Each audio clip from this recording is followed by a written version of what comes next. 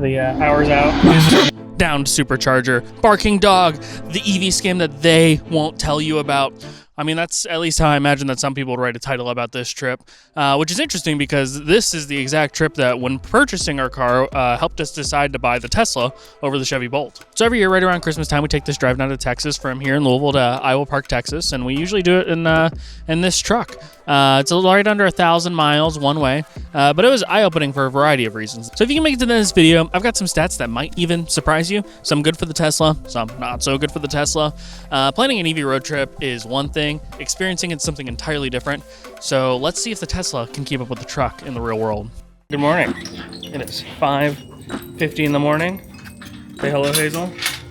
Hi, Hazel. Our first stop is in Nashville. So we have about a 2-hour and 45-minute drive for this first leg. And then yeah, we'll see how it goes from there. But in total, we're going 947-ish miles, which is like a ton. For a single day. We should be there about I don't know, 11 o'clock Central Time. What do you think, Hazel? Are you ready for a trip? Let's take a look at our setup here. So Frank, got my personal items, Hazel's food. It's pretty full there. Front's normal. The back is the whole area for Hazel. And then the very back, we've got her pen kind of laid up there, some more clothes, some presents, and some other stuff. And it actually goes all the way down into the to the sub trunk. You can see there. That was the best way that I could figure out how to fit everything in there and still give Hazel plenty of room for the rest of the trip. Hazel's over there getting her harness on. I think that means it's about time to head out. No, you're not driving. Nice. So like I said, our first stop is Nashville. Are you ready for 900 something miles today? Is Hazel ready for 900 something miles today? Hazel's definitely not ready for 900 miles.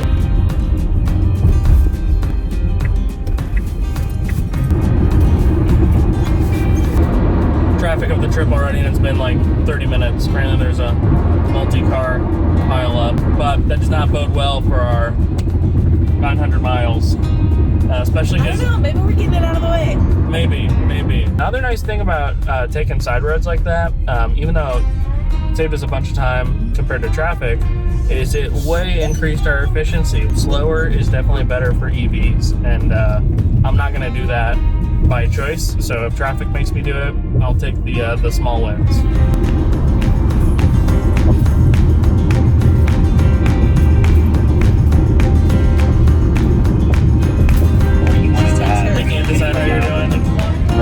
If you want to have a feature that only shows you.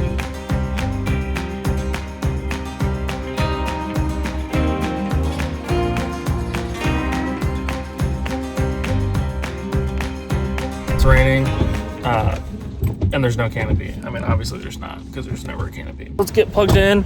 ABRP was actually super accurate. We got here with 12%. Our next stop is in Jackson. In the meantime, we gotta get charged up, let Hazel go to the bathroom, and honestly, I need a Starbucks. So Hazel's more interested in sniffing around the superchargers than she is actually going potty. I think if I had a major complaint, it's the lack of awnings. Just not every stop is going to be perfect weather, and it's really frustrating having to deal with this, you know? Wouldn't have to deal with that in a gas car. I don't know. Just put some awnings here. So yeah, Jackson's our next stop. It's a 250 kilowatt. There's plenty of stalls. A few of them are out of order, which I think is interesting. So that wasn't the most efficient stop, but it happened, right? So we're at 67%. Starbucks decided to only have one person working because they just opened. It was inside of a Target, and we didn't even get to put an order in. Hazel also decided to not go potty, so luckily she only has to go an hour and a half to the next one. But next stop, Jacksonville. Just another instance of the car charging before I wanted to be done charging.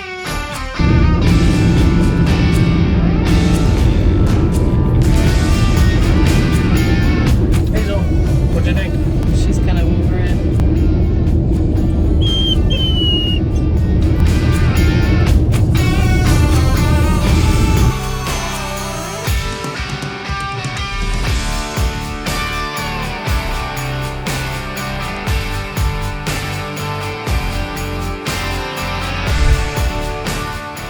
All right, here we are at the Jackson supercharger. Honestly, kind of hate it so far. We're in the middle of a train museum thing, and yeah, definitely lots of other people are parking here because I mean there's not a ton of parking, and so I was saying that they need to, you know, build more chargers over here because honestly a lot of them are in use and everything. And all the way over there, I don't know if you can see it, but there's a bunch of new stations being set up there. So I guess here at some point there'll be some new V3s. You do have to go to the bathroom at some point on this trip. You know that, right? You want some food? You want some food? No? No. All right. She doesn't want to go potty. She doesn't want to eat food. She just wants birds. Just birds. Only birds. We did 10 to 80% in about 25 minutes or so. We're going to go get some Chick-fil-A, and then our next stop is in Arkansas. Nice. So making some progress pretty quick. We was in Jackson a little longer than we probably should have, but we got some cookout for lunch, and well, I guess it's, I don't know what lunch is. It was 10:30 in the morning. And then some Starbucks, so we sat there and ate that for a little bit. Used the restroom. So overall, we probably spent 40 minutes in Jackson. We should still be getting there at 11-ish o'clock, which is right on time. So barring any traffic, this will definitely be a pretty efficient trip. What? I thought you were gonna say something. No, I just keep hearing this little step on her duck toy and it quacks. Yeah.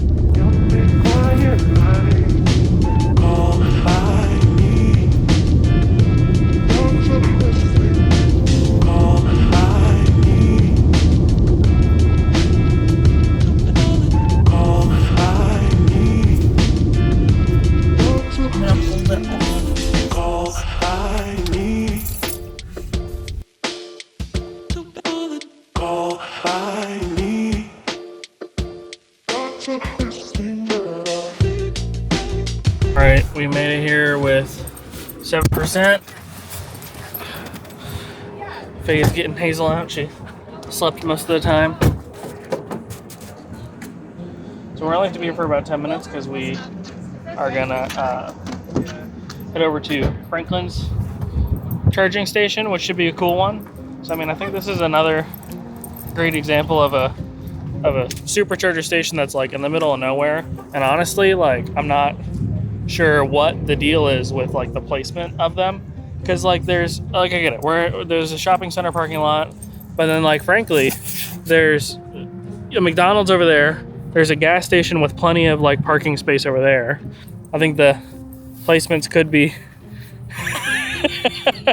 I think the placements could be better, but hey, at least it's not raining, right? The power's out. Electric vehicles, 100 miles on it. I can't go further than that. Because he said this is the biggest scam of modern times. You know, and it took 2 hours to charge. It took 2 hours. And we only have 20. The power's out in the whole city. Yeah.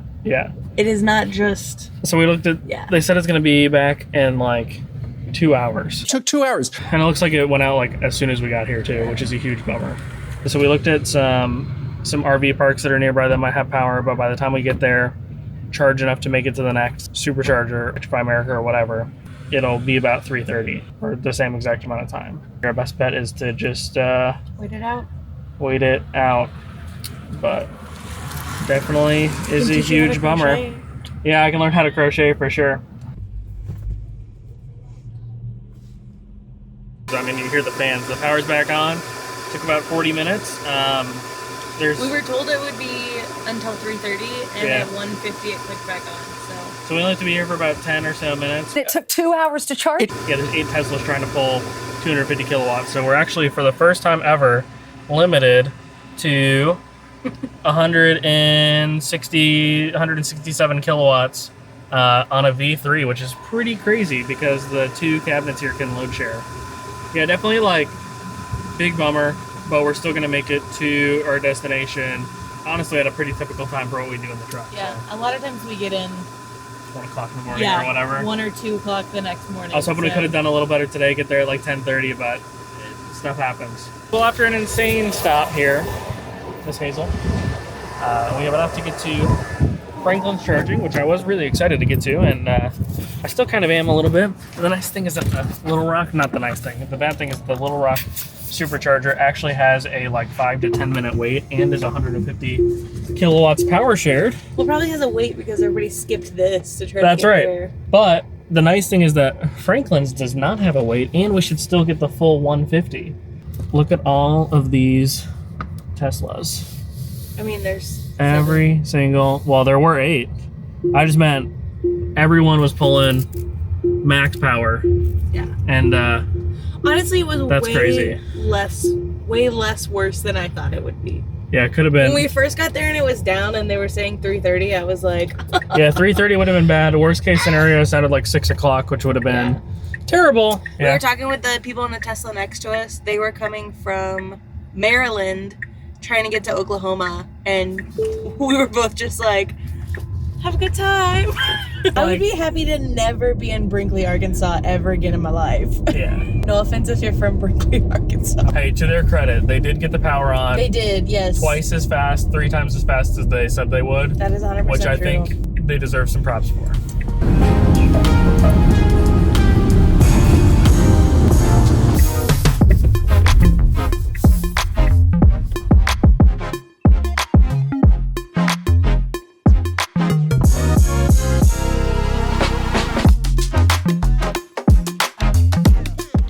We're here at Franklin's charging with the awning. I think everything needs to be like this. There's even a fuel price over there. We'll do a look around after I get plugged in. All right, so we just got plugged in to the FreeWire charger. We should be getting like 150 kilowatts or something like that.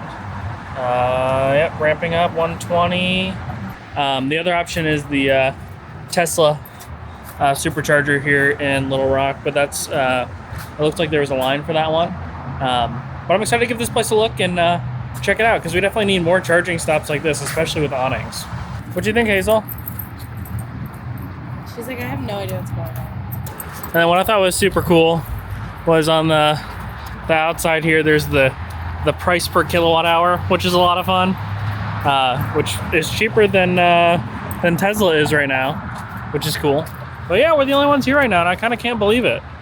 Guess there's a vending machine and a fun little area in here with there's a coffee shop if you get here early enough a day. But yeah, overall, I mean, even just the awning makes it worth it, much less that the price per kilowatt hour is even cheaper than anywhere else that we could have gotten, and it's less of a wait. I just wish, like, honestly, every charging stop was like this. Yeah, it's super nice. The bathrooms are super nice. Paul stopped at a gas station earlier and I was like, I don't want to go to the bathroom here. This was very nice. 10 out of 10. 10 out of 10. We're gonna go to Hope, Arkansas next, which is like 100-ish miles, and we'll charge up there, and then we'll kind of get back on track. It's kind of crazy because like this was supposed to be like a extra detour that would have wasted a little bit of time, but since the Little Rock charger was maxed out and the Brinkley one was maxed out because everybody was there as soon as the power went back on, this ended up being the fastest option, or just as fast, because we would have had to share power anyway at the other level 2 charger, or the V2 charger.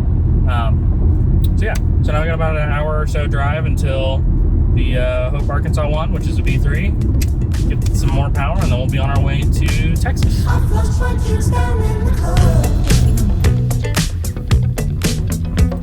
as soon as we leave, we hit another traffic jam.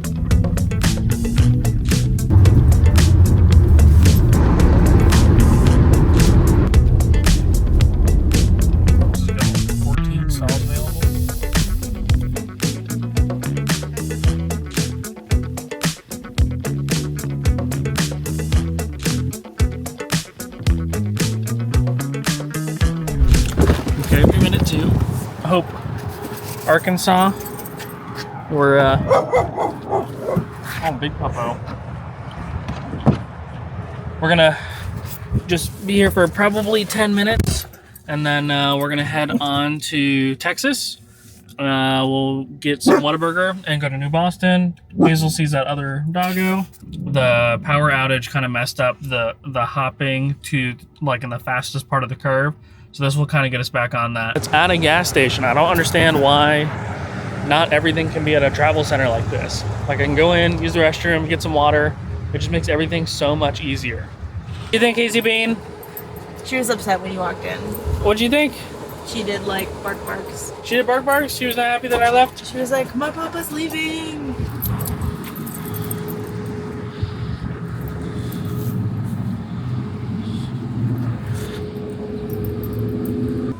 All right, that was it. That was all we needed. We got to 42% already. Yeah, just enough to walk around with Hazel for a second. Use the restroom. We're on our way to Texas and Whataburger! Yay! Hazel doesn't even Yay! know. You've never been to Texas? Wow! You're gonna have do you want a Whataburger fry? Do you want a French fry? French fry.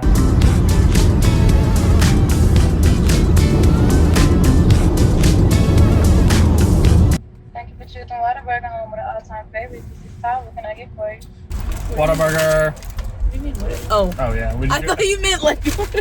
Yeah, we got Whataburger. We got an issue with the Tesla.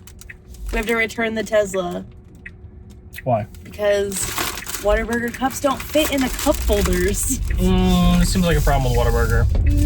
No. They can see it. I'll zoom in. Welcome to Texas!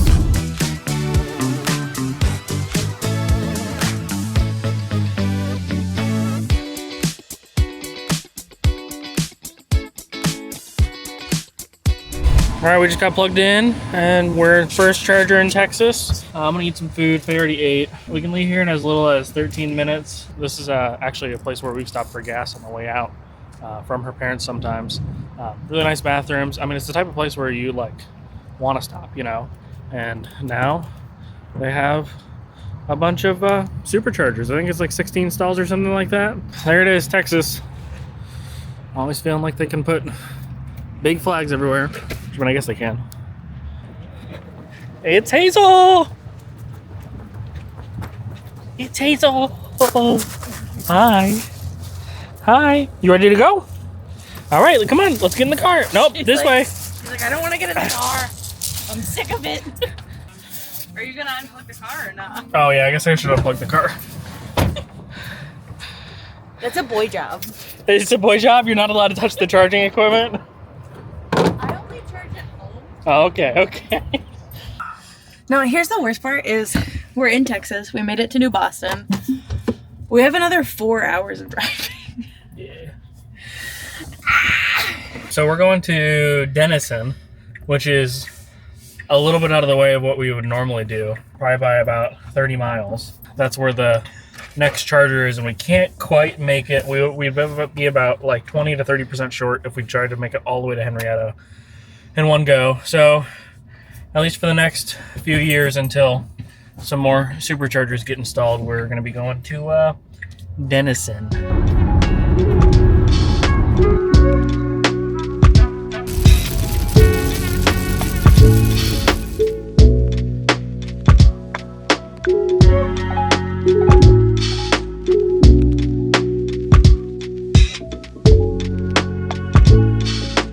We're here in Denison. This is our last charging stop for the night. Well, not our last one, but our penultimate one before we just kind of fill up in Henrietta. But it's like another gas station. Like, what can I say? It's a great one. Bathrooms are great. It's just like very convenient to be here. Whereas some of the other ones are less convenient to be here, if you will. We got 8 V3 superchargers. Hazel is ready to be done. Faye is ready to be done. Everybody's ready to be done. We got about an hour of driving or so to get to the next one, hour and a half. This is the only supercharger that we had to go out of our way to get to. We were talking earlier about how we were surprised at where some chargers are. We're here in Denison. The next place we're going to stop is Henrietta, which Henrietta is like 3,000 people. Sure. The fact that there's a supercharger in Henrietta and there's not one in Wichita Falls is Which is like 30 miles from absolutely it. insane. Because Wichita has like 100,000 people or at something least like that, yeah. 100,000. And that's what. And one of the things I was telling Faye was like, I'm sure somewhere somebody's doing the math of like can a 2015 Model S make it from here to here with 80% battery? We need to get to the point where, again, like I'm skipping 4 or 5 of them, and then there's destination chargers wherever it is. I mean, obviously that's a whole other factor with J3400 being standardized and stuff. I think the NEVI funding should help with some of that. Previous tiers of EV owners, like 5 years ago, it was, can you make it across the country, right? Like that was the thought. It was like, can I make it? I'm planning it out, that sort of thing. Now it's, okay, if I pick the right chargers in the right locations, I'm going to have the most optimum experience. But it's still like, I know for my dad, he would never think about it. He would just put it in and follow it, and you can do that. But he's still leaving 20, 30 minutes on the table that, you know, thinking about it would do. And I think for a lot of people, knowing that fact would make them feel worse about their purchase. Yeah. I think the next step is going to be when every 25 miles, there's some type of fast charger. So they're always getting peak curve.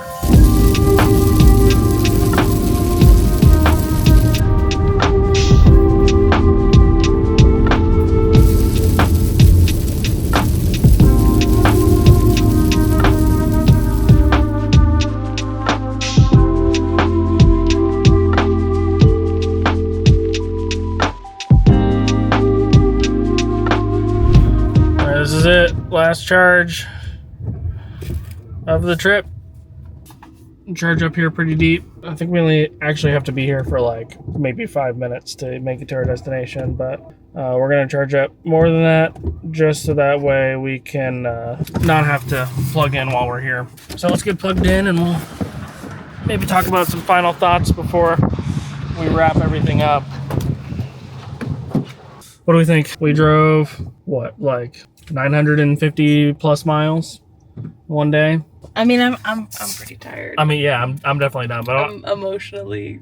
in terms of like time spent, this is max time spent. Yeah. For sure.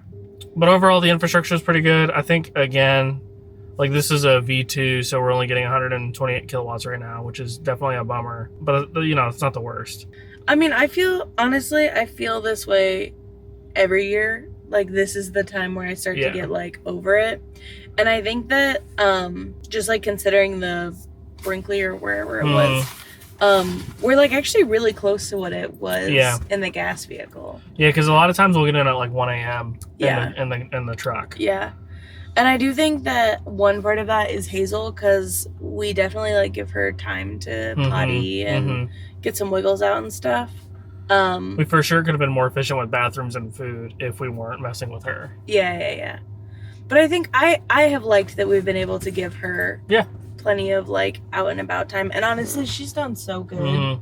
I mean, she's 10 months old today.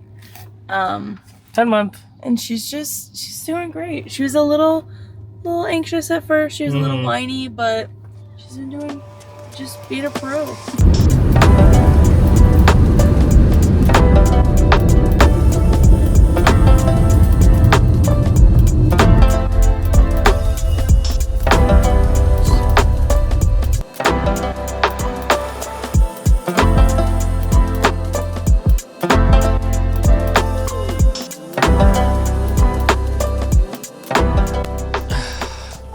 Yeah, I know. I'm not wearing a hat. I promise I'm okay. You don't need to call anybody. I'm safe. It's fine. But I wanted to talk about a little bit about the cost of charging on this trip. So drum roll, $107.04. That was the total to charge for the whole trip. That includes everything from initial fill up here to all the way down there. Now that does not include the last charge in Henrietta. The reason I didn't include that is because that's like filling up at a gas station right before making it to your destination. None of the other cars in the comparison I'm going to show later, I didn't account for that. So that I'm trying to make it fair, right? I guess it depends on what you've driven before this, what you think about that number. The F-150 or even my Mercury and Milan before this feels pretty affordable. Definitely cheaper than what I would have expected to pay for a trip like this. So that's nice. But I guess you'll have to find out in a minute whether that actually is a good deal or not. So good deals aside, how long did this trip take? It took 18 hours and 53 minutes from the time that we left here in Louisville to the time that we made it to our destination in Iowa Park. 14 hours and 7 minutes of that was driving, 2 hours and 55 minutes of that was charging, and an hour and 51 minutes of that time was just stopped. So let me give a couple caveats before we look at the truck's time to do about the same trip. Almost exactly 1 hour stoppage was for the Brinkley power outage, and then 33 minutes was for like a last kind of fill up in Henrietta. So if you want to be generous to the Tesla, our total time kind of comes down to 17 hours and 20 minutes. Or if you want to not be generous to the Tesla, you can take that 18 hour and 53 minute time and round it up to a clean 19. So depending on if you want to be generous or not, take your 19 hour time or your 17 hour and 20 minute time, and keep that in mind as we talk about the truck's time. Quickly, I want to interject a couple anecdotal points. I was less fatigued taking this trip than I ever have been. Usually I have to stop and let Faye drive through Arkansas or something like that. And I'm sure FSD and autopilot were major components in being able to actually drive the whole trip. I also think getting out of the car on a more consistent basis made the trip feel better versus something like the truck where I would drive until I had to use the bathroom and then power through even further past that. Having a stop to look forward to made the trip feel a little bit more enjoyable. So on a personal level, even though the trip took longer to get there, it was more enjoyable in certain ways. So I wanted to protect my privacy a bit, and I turned off Google Maps tracking. I didn't know that I was going to make a road trip video where I really wish I would have had that data. So instead, we scoured 3 years of text messages to figure out kind of when and where we left, and we were able to piece together not 1, but 3 road trips to Texas. 2 of them in this truck here, 1 of them in a Mercury Milan. So the first one was about 15 and a half hours, the second one was 16 hours, and the last one was about 17 hours. So we're just gonna average them all together to about 16 hours. It was 14 to 14 and a half hours of driving with an hour and a half to 2 hours of stopping. That was over 5 stops, 3 for gas, 1 for food, and then 1 kind of missed one, whether it's food, bathroom, gas, depending on the year. So there it is. The truck beat the Tesla and total time to Texas. And how you view this is going to depend on, well, how you want to look at it. If you want to be generous, you can say the Tesla was only an hour and 20 minutes behind because we could have charged it at Faye's parents' house. And the power outage is, not going to happen normally. If you want to not be generous, you could say, well, the truck only takes 5 to 10 minutes to fill up on gas, which the truck literally takes 5 minutes to fill up on gas because it has a 26-gallon tank. So I want to think of the truck as beating it by 3 hours. So whether you think of it as 3 hours or an hour and 20 minutes is really going to shape how you view this, Let's see if it does any better on cost. The Model Y has $107.04 total charging. I know we kind of already talked about that. The F-150 would have had $176.80 of total fuel cost. Whoa, that's a lot more, and I'm glad I'm saving the $70. The Maverick, $91. That's pretty good. That's definitely in the ballpark of the Model Y there. And then the Prius is $52. That car is so stinking efficient. That's why I put it in here, because somebody would bring it up if I didn't put it in here. This is all at $2.60 a gallon, which is like way cheap. And while I don't think it's a fair assumption to just raise gas prices without raising the price of electricity, I think that is something reasonable that could potentially end up happening. So let's look at it if it was $4 a gallon. The truck would have cost $272. The Maverick would have cost $140, and the Prius would have cost $80. Again, I think the Maverick is probably the most comparable vehicle here at the $140. A CRV would have been something similar to that. So that, if you get a car that's comparable to the Model Y, that's gas, you're probably looking at a very similar road trip price, which again is not the only reason to buy an EV. And we're going to touch on the environmental side in here just a second. But again, remember, this is all road trip charging. Road trip charging is at least 3 times more expensive than my home charging, sometimes 4, sometimes 5 times more expensive. So keep that in mind. Like if most of your driving is road trip driving, I mean like more than 50%, more than 70% of your driving is road trip driving. I'm not sure what you're doing with your life. But maybe you can take those numbers more seriously then. But if you're anything like the people I know, these numbers are interesting, but not the total decision maker, if you will. So let's talk about another major reason people buy EVs, and that's for the environmental factor. The Model Y had 399 pounds of CO2 emitted across the entire trip. And again, remember, this is like literally pounds of gas being emitted into the atmosphere. That's pretty insane. The truck, 1,333 pounds. The Maverick, 686. And then the Prius, 392. Always super interesting to see how the Prius compares to the Model Y in this regard. But again, I want to point out that charging here in Louisville is basically entirely coal-powered and is almost double the emissions of anywhere else that we charge. And in this particular trip, the charge here in Louisville accounted for 1/4 of the total emissions for the entire trip. If we had charged at an average emissions rate for the rest of the country, this would have been closer to 300. And if the grid was almost entirely renewable, this would have been closer to 25 or 50 pounds. So yes, today, the Prius is comparable in a lot of ways, especially if you have a dirty grid like we do. But that doesn't account for the fact that the grid can clean up. The Prius will never be more efficient than this and will never emit less carbon dioxide than this. So if that's important to you, there's the numbers. I know somebody's going to bring up the battery and making the battery and blah, blah, blah. It doesn't matter. The best estimate I can find for my Model Y battery is that it took about 4 tons of CO2 to produce the battery. In this trip there and back, we will have saved nearly a ton of CO2. And then on the North Dakota trip, I have saved nearly a ton of CO2. So within the next year, the battery emissions will be offset versus what we would have spent in the truck. Now, is the truck the most realistic comparison for that people are going to be switching from? Maybe not, but the sedan I had before this, the Mercury Milan, also only got 20 mpg. So, I mean, we're not talking far off from that. So yes, EVs are much better for the environment, even on a coal-powered grid. And that could be a video on its own, but it's also a major factor of why we need to go all electric or ride a bike or ride a train. There's so many other factors that make EVs great. I think trips like this where something goes wrong or a driver's not as efficient with charging as they could be is held up an example of like why EVs can't work. Did I make it to my destination 1,000 miles away? Yes. Was I stressed about getting there? No, not really. Will this get easier as more charges are installed? Most definitely. I'm not trying to say the power being out or the trip taking an extra 3 hours or an hour and 20 minutes is somehow better. I guess what I'm trying to say is that if we're going to be data driven, we need to look at just more than one data point. I mean, even the 16 hours for the truck was an average. We could have looked at the 17-hour longest one, but like we have one data point for the Tesla here where there was a power outage and a long last fill up. I mean, I already have another data point in the return trip, which is much rosier for the Tesla. Or even ABRP's estimate of 17 hours and 40 minutes is another data point, which matches pretty well to the generous 17 hours and 20 minutes I talked about earlier. Or even the 1,150-mile road trip I took to North Dakota, which you can watch up here. What I'm trying to say is that while not being a perfect EV road trip, the car did exactly what it's supposed to do. It took us to Texas in one day. Combine that with the gas savings, the CO2 savings, and the projected maintenance savings, this car is kind of turning out to be everything it was supposed to be on paper, and maybe even a little bit more. So, did the Tesla keep up with the truck? I think the best way to answer that is by saying, the truck may have won a small part of this battle, but I think the Tesla is winning the war. All right, walking to the sunset. Be cool, be cool, be cool.